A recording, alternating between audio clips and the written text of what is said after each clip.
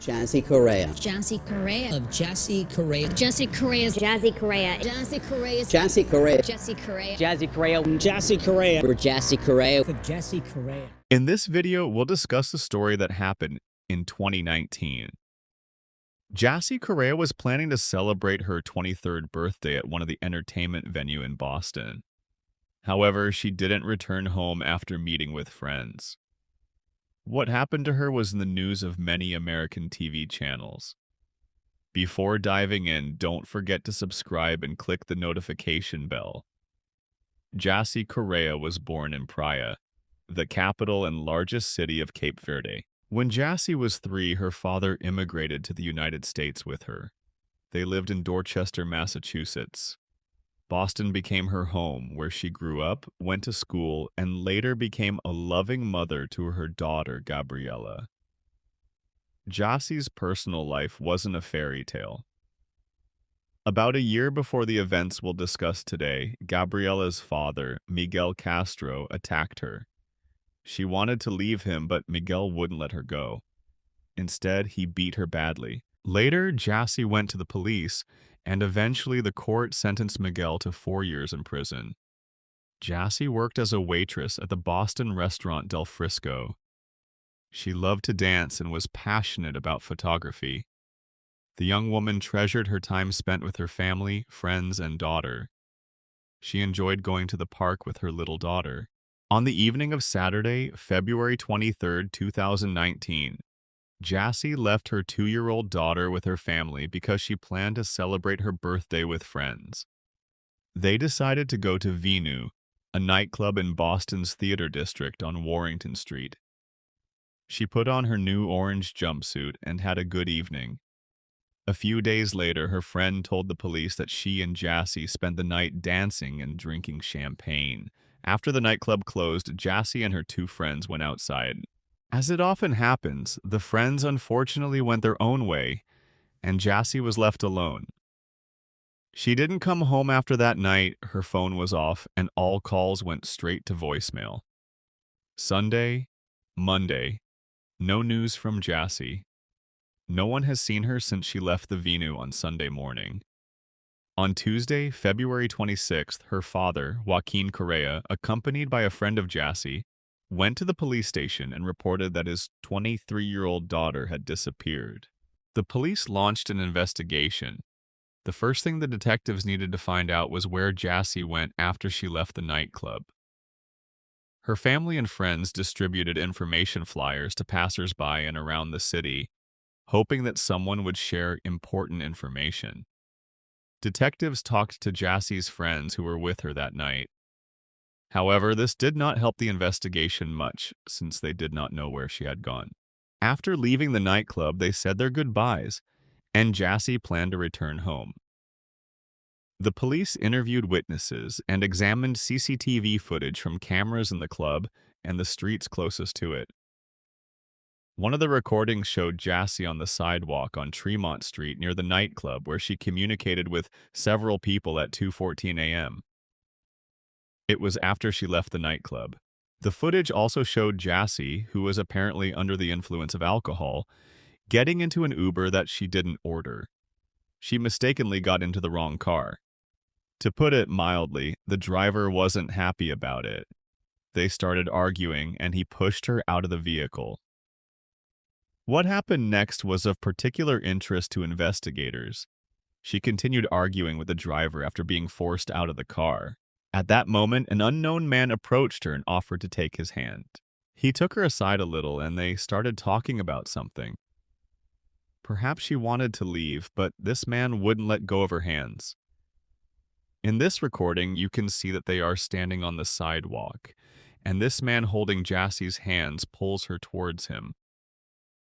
Further examination of the CCTV footage showed that Jassy left the area with this man. Knowing how this story will end, one realizes she fell into the clutches of a predator who decided to take advantage of the situation. The next video from the cameras shows that Jassy jumped on the man's back and he carried her to his car. They got into the car and left. 14 minutes later, the police had to find answers to many questions. Who was this man? Where did he take Jassy? Fortunately, they quickly found out his name and address. The man Jassy was with turned out to be 32-year-old Lewis Coleman. He grew up in a good family and, according to some sources, had a master's degree in physics and had no problems with the law. There was no information in the police database that Lewis Coleman owned any car. However, his mother, who lived in California, had a red 2016 Buick, and it was just the kind of car in which Coleman put Jassy Correia. Coleman lived in Providence, Rhode Island, about 50 miles from the Venu nightclub. The police arrived at his home, but the man was no longer there. CCTV cameras inside and outside the building confirmed the worst fears of the police and Jassy's family. The drive from the Venu club to Coleman's apartment in Providence was about 1 hour, which means he stopped somewhere because he returned to his apartment on Sunday at 4:15 a.m., about 2 hours after he put Jassy in his car. The following day, Coleman emailed his colleagues. He said, "Hi all, just giving everyone a heads up that I'm still out sick. I'll be back in a few days." Judging by what he wrote, he needed time to hide the traces of the crime. That's what he tried to do in the next 2 days. Now we will look at more CCTV footage that will allow us to understand what happened to Jassy after she left with Coleman. The police never released the first recording for ethical reasons, but it showed Coleman going to his apartment with Jassy. Below is how FBI Special Agent Thomas Zukauskas described what he saw on the recording. A short time later, Coleman walked from the red sedan towards the front of the building, carrying a body with long hair and orange pants. I believe that this footage shows Coleman carrying the victim into his apartment building. According to Zukauskas, the video from the building's lobby shows that at about 4:27 a.m., Coleman entered the building carrying a woman in his arms. Then he got into the elevator and went up to the 6th floor. Jassy was not moving at the time. She was either unconscious or already dead. On Tuesday, February 26th, the very day when Jassy's father reported her disappearance to the police, Coleman was caught on cameras in Walmart. The list of goods he purchased was very revealing. The receipts that the police obtained indicated that he had bought 3 Tyvek suits, duct tape, 2 candles, electrical tape, a mask, surgical gloves, 2 pairs of safety goggles, a respirator, and the CLN release bleach bath. The next day on February 27th, while relatives and friends distributed information flyers with Jassy's picture to passersby, Coleman again went to Walmart. The footage shot at 9:22 p.m. shows him wheeling a cart which again contained very characteristic items. This time, he bought a large suitcase and a canister. On February 27, 2019, at approximately 9:58 p.m., Coleman appeared on video entering the apartment building with what looked like a new large suitcase. Next, the footage shows that on February 28, 2019, at 2:15 a.m., Coleman wheeled the suitcase away from his apartment unit towards the elevator, out of the building and into the parking lot to his vehicle. This footage does not need more comments. Watch it and you will understand everything. Coleman appeared to have difficulty lifting the suitcase into the trunk of his car. Between 2:44 a.m. and 4:02 a.m., Coleman allegedly left the building several times with cardboard boxes, trash bags, a bottle of bleach, a computer tower, a black laptop case, and a small duffel bag. Jassy Correia has never left Coleman's apartment since the morning of February 24th. Later in the day on February 28, 2019, the police obtained a search warrant for Coleman's apartment, where they found 2 packages of hooded coveralls and 2 respirator masks. They also examined a sofa with 4 large cushions. One was missing a cover. In a dumpster outside of the apartment complex, they found white trash bags, a bag containing plastic sheets, men's jeans with bleach stains and a belt, a white nylon hooded coverall, an unfilled box of baking soda, clear safety goggles, duct tape packaging, rubbing alcohol, Walmart bags, used plastic gloves, an empty package from a car air freshener, 3 used packages of purifying charcoal, and a sponge. On the afternoon of February 28, 2019, the police stopped Coleman's car near Wilmington, Delaware. Officers ordered Coleman out of the vehicle and asked if anyone else was with him. Coleman answered yes, in the trunk.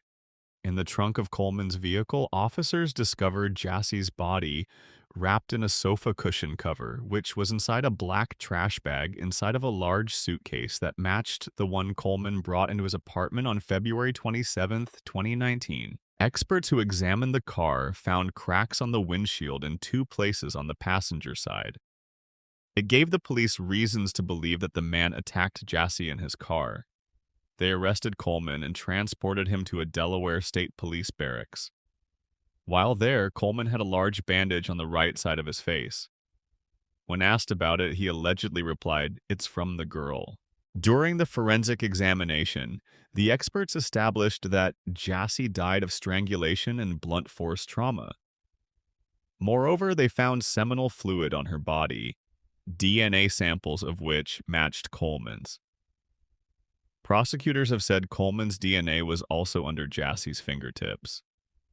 At the same time, experts could not determine where exactly Jassy died. It could have happened in the car or Coleman's apartment. Jassy's death was a shock to her family. No less sad was the fact that her 2-year-old daughter had lost her mother.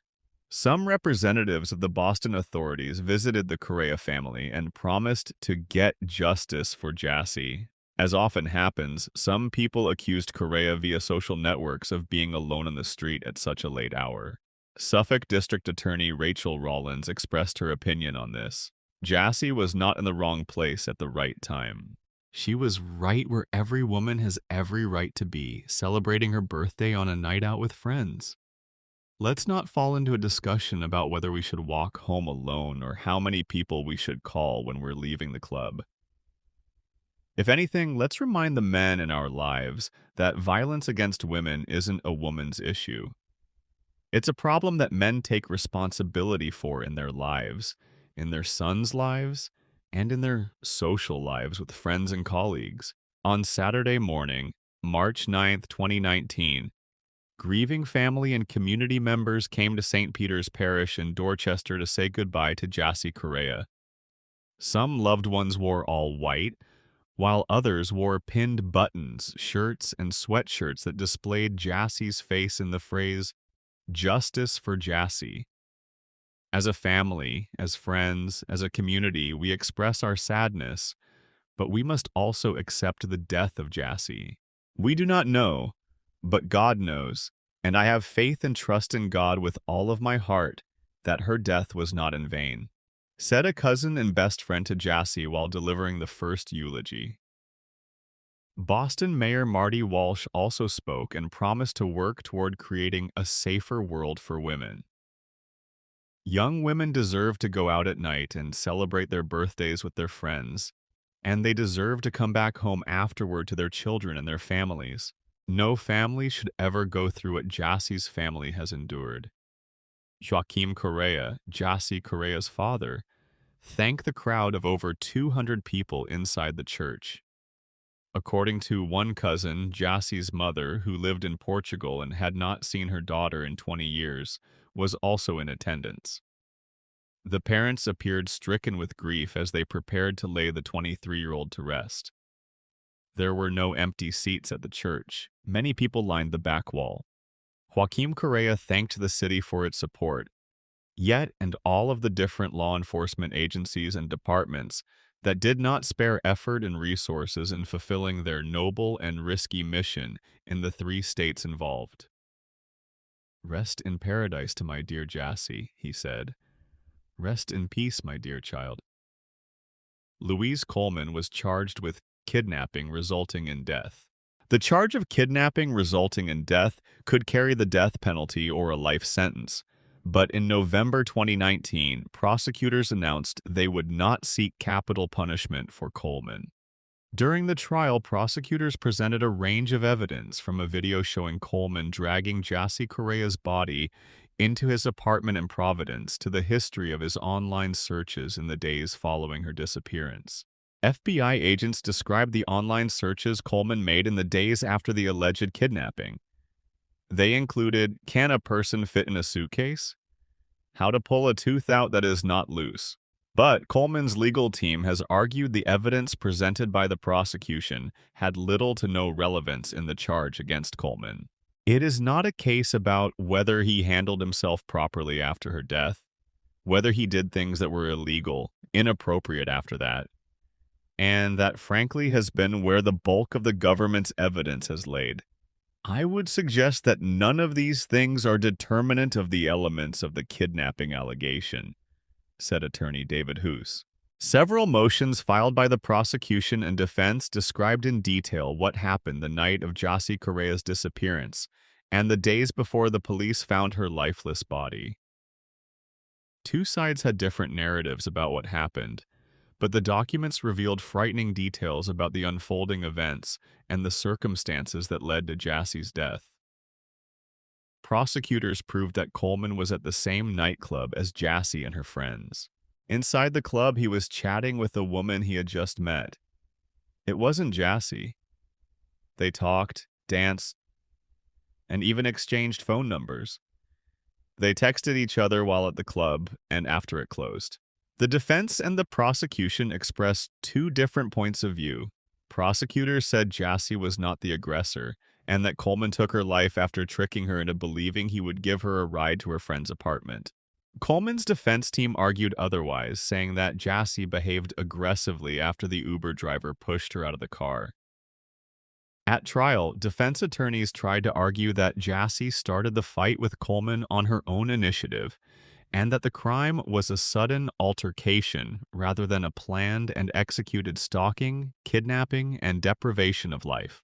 Prosecutors said that the gist of the defendant's argument appears to be that the victim, who weighed 111 pounds at the time of the autopsy, assaulted the defendant, who weighed 200 pounds at the time he was booked. Coleman's lawyers tried to downplay their client's role in the crime.